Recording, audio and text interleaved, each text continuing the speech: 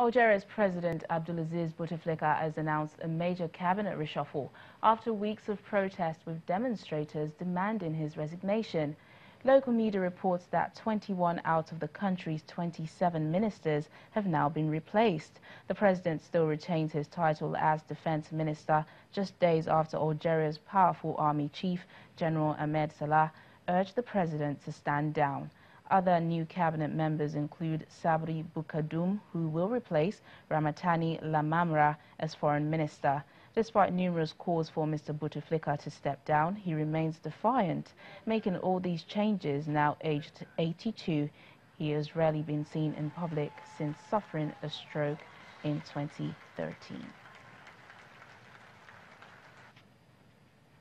Now, the United Nations says the security situation in Mali is worsening daily, especially in the central region, as terrorist and militia groups are expanding and have become more agile and mobile. That's why Chief Antonio Guterres is calling for the continued support of MINUSMA and to UN humanitarian agencies in the country. Speaking to the Security Council member state, he says investing in peace in Mali is investing in global security. Is investing in global security. I urge your continued full support to MINUSMA and to United Nations humanitarian and development agencies and to our partners on the ground. However, this support will never be sufficient. There is no substitute for political will.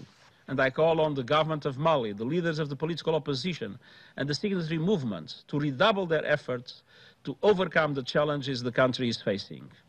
Now is the time to work together to bring back peace and stability to Mali. No matter how valiant their efforts, though, MINUSMA cannot fill the gap while the government and parties to the Algiers Accord fail to make progress in implementing the peace agreement.